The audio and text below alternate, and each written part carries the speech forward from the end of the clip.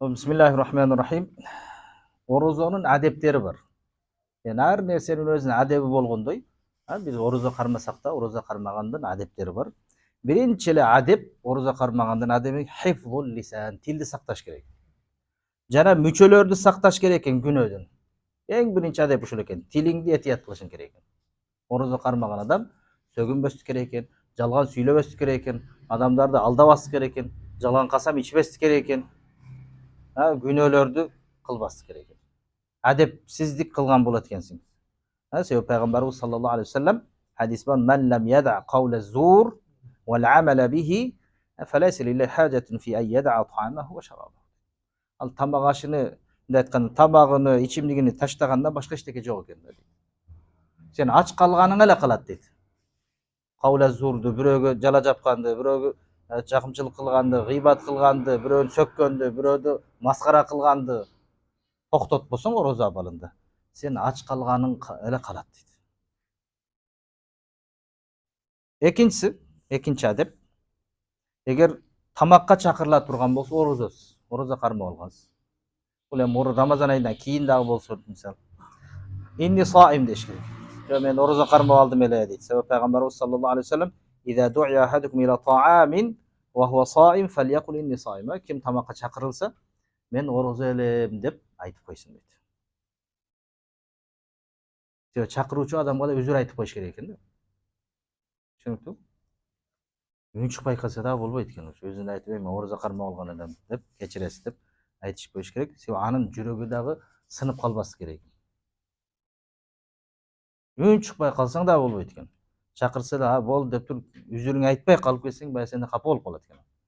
Бирдеке дебеди, же үзүрүн айтпады, же бул. Түшүнүктүү? Ошондуктан бир жообун айтып коюш керек. Таксир, мен бара албайм эртең. Же ооз ачарга чакырган болсо, жок, мен бара албайт экенмин, кечиресиз. Эртең башка жерде чакырып койду эле деп, мисалы, анын үзүрүн айтып коюш керек, ким чакырган болсо. Үн чыкпай калсаң да болбойт экен.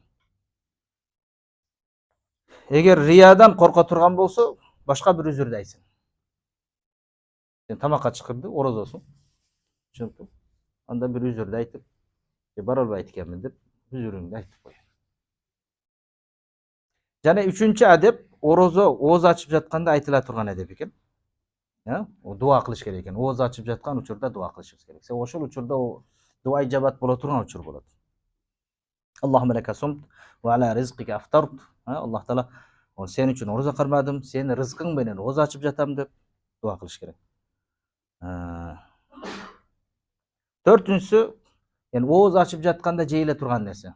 Курма менен, азыр суу менен, ошондой нерселер менен ооз ачкан жакшы болот. Бизде баягы мурда от тийбеген нерселер деп, же бир пышырылбаган нерселер менен ошондой ачса жакшы болот.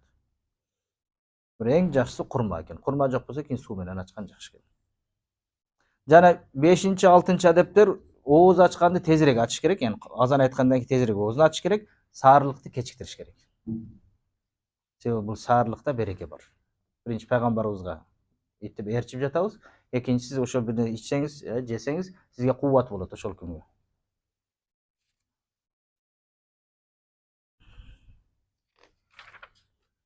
Жана орозодо сактана турган нерселер бар. Катарынан орозо кармаштыктан сактаныш керек. Чүнкү пайгамбарыбыз кайтарган.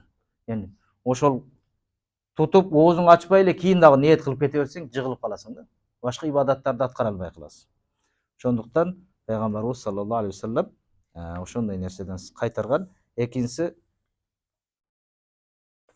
ошол фахш нерселерден сактаныш керек. Бул дагы ошол адепсиздик болот. Орозо абалында ошондой нерселерден сактаныш керек, күнөө нерселерден. Кийин хижамадан сактаныш керек экен. Өзү хижама кылдырса ооз ачылбайт, бирок сени алсыз кылып коет экен. Кан алдырсаң, хижама кылдырсаң, күчүң кетип, орозо башым айланып жатат, устаз, бур ачпасам болбой калды деп келесиң да, хижама кылдырсаң. Түшүнүктүү? Ошондуктан аны кылдырбай эле туруш керек, орозодон кийин кыласың. Төртүнчүсү, көзгө сурма коюштуктан сактанып турган жакшы экен. Түшүнүктүү? Орозо абалында аны да кылбай, бул дагы сактана турган нерселерден, айыл койбой эле турсун. Кийин оозун ачкандан кийин кое берсин. Бул дагы. Кийин ооз мурдун чайкаганда, көп баягы тамакты чайкаганда гаргара кылбасын. Түшүнүктүү? Себеби гаргара кылган кетип калса да ооз ачылып кетиш коркунучу болуп калат экен. Ушул нерселерден кыскача сактанышыбыз керек. Эми Кадыр кечесин издөө маселесине келдик. Биздин кечебиз азыр Кадыр кечесинде турабыз. Бул кече улуу кече болот. Аллах Таала 1000 айга фазилеттүү кылган. Бир күн 1000 айдан жакшы болуп жатат, бирок Кадыр кечеси болбогон 1000 ай. Кадыр кечеси болбогон 1000 айдан. Бул эмнеге Кадыр кечеси деп аталып калды? Лайлатул Кадыр деп жатат десе, анын кадыры бийик болгондугу үчүн ошол күндө. Даражасы улуу болгондугу үчүн кадырлуу деп. Же болбосо ушул Кадыр кечесинде бир жылкы рызыктарыбыз, биздин ажалыбыз бүт бар ошол кечесинде баягы өзү тагдырда бүт жазылган, бирок бир жылдык баягы программа айтканда. Бизге периштелерге Аллах Таала берет, ушу бир жылдыкты бөлөт. Түшүнүктүү? Ошондо эле эмес, бул мурда эле жазылган болуп, бир жылдык, бирок ошонун ичинде бөлүп тактай турган күн болот экен ошол күн. Улуу күн болот экен. Жана периштелер Жабраил алейхиссалам ошол кечеде түшүп, ошол ибадат кылып жаткандарга, намаз окуп жаткандарга салам берет экен. Куран окуп жаткандарга ассаламу алейкум деп салам берет экен. Периште сизге салам берет. Билесизби? Түшүнүктүү? Алымдар ихтилаф кылышты. Ушул жерде өздөрүнүн саламын береби же Аллах Тааланын саламын жеткизеби сизге деп. Периштелер келип сизге салам бергенде, энди Аллах Тааланын саламын сага жеткизген болобу же өздөрү салам береби десе. Себеби айт күнү дагы салам берет экен периштелер. Чүнкү айт күнү келип жатат жакындан. Айт күнү дагы, айт кечеси бизге да ошо салам бере турган кече болот экен. Улуу кече экен ал кече дагы, айт кечеси дагы. Ал жакта да Аллах Таала өзүнүн пенделерге салам жөнөтөт экен. Ошондуктан бул жерде дагы бул периштелер салам берүүсү өзүнүн дагы салам болот экен. Түшүнүктүү? Периштелердин өзүнүн пенделерге болгон салам болот экен. Бирок ошондой риваяттар бул айт күнү дагы Аллах Таала периштелер жөнөтүп саламын жеткизет пенделерге. Ошондуктан бул улуу кече болгондугу үчүн пайгамбарыбыз биринчи пайгамбар сүннөтү бул. Кадыр кечесин издөө. Пайгамбарыбыз саллаллаху алейхи вассалам сахабалары менен, андан кийин табииндер, табииндер бардыгы жилен ба'да жил, муундан муунга бизге Кадыр кечесин изилдеп келип жатабыз. Кадыр кечесиге туш болуп калсам экен, Кадыр кечеси ушул болуп калса экен деп дуа кылып отурушат. Бул Рамазан айынын акыркы 10 күндүгү дейилген көбүнчө. 10 күндүгүн ичинде дагы так күндөр деп айтылган. Түшүнүктүү? 21, 23, 25 дегендей. Түшүнүктүү? Ошол күндөргө изилдей турган болсо, ошол күнгө туш болуп кала турган болсо, Кудайым биздин бүт күнөөлөрүбүз кечирилип, биз көптөгөн сооп алабыз ошол күн. Ким ошол Кадыр кечесиге ишенип, бизге пайгамбарыбыз айткан экен, ушул сооп болот экен деп, ага ошондой ниетте Кадыр кечесин тургуза турган болсо, ибадаттар аткара турган болсо, анын баардык күнөөсү кечирилет экен.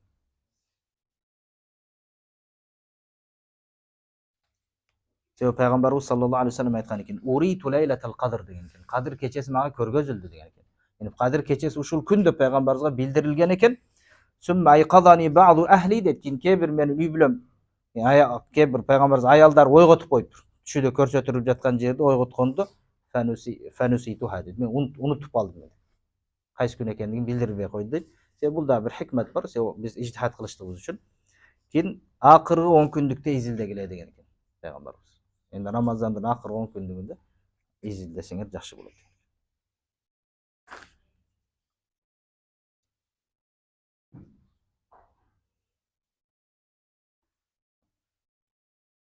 Бирок ошол Кадыр кечеси, Лайлатул Кадыр кечесинде болгон адамдарга мустахаб болот экен. Мына биздин азыр кечебиз мустахаб болот. Көп Аллах Таалага хамдтар айтыш керек экен. Мактоолор айтышыбыз керек экен. Дуа кылыш керек экен. Түшүнүктүү? Зикир кылышыбыз керек экен. Аллахты зикир кылып, көп дуа кылып, көп дуасы ушул болуш керек экен. Аллахумма иннака афувун каримун тухиббул афва фа'фу анни деп. Аллахым, сен кечиримдүүсүң жана кечиримдүүлүктү жакшы көрөсүң, мени кечиргин деп. Çünkü ошондой кылып көп дуа кылыш. Кайсы дуаны айтышыбыз керек экен? Аллахумма иннека афуун тухиббул афва фа'фу анни. Аллахумма иннека афуун тухиббул афва фа'фу анни. Оңой эле дуа. Ошол Алланы мактайбыз, көбүрөөк дуа кылабыз, ошол зикирди көп айтабыз. Кийин ошол азыр Кур'ан окуй турган болсок, сабагыбызды кыла турган болсок, бул да ошо зикирди болуп турат. Саарлыкка чейин зикир кылып, көбүрөөк зикир кыла турган болсок, Алланы мактай турган болсок, хатта сурабасак да Аллах Таала сурагандардын эң жакшысын берип коет экен бизге. Дуа кылбасак дагы, ибадат кылып, зикир кылып, көбүрөөк Алланы зикир кылып тура берсек, сен сурабастан эле Аллах Таала сага бере берет экен. Себеби пайгамбарыбыз саллаллаху алейхи вассалам Аллах Таала хадис кудусиде айтып жатат. Мен шагалаху зикри ан мас'алати а'тайтуху афдала ма у'тия саилин. Ким менден суроодон зикир, менин зикирим сураштыктан аны тоса турган болсо, Алланы зикир кылып, Кудайдан сурай албай калсаңыз, Аллах Таала сурагандардын эң жакшысын берет экен. Сурап жатып тынбай сурагандардын эң жакшы дуаларын сизге ижабат кылып берет. Чөнөктүү бул ошондой улуу кече экен. Ошондуктан бул улуу кечени ибадат менен, дуа менен, зикир менен өткүзүүнү Кудайым насип кылсын иншалла. Аллах Таала баардыгыбыз ушул кадыр кечеге туш кылсын. Ушул кечебиз кадыр кече болуп, ошол 1000 айлык ибадатты баарыбызга Кудайым өзү насип кылган болсун. Аллах Таала пайдалуу илим берсин, алган илимдерибиз пайдалуу кылсын. Аллаху алам бис-саваб.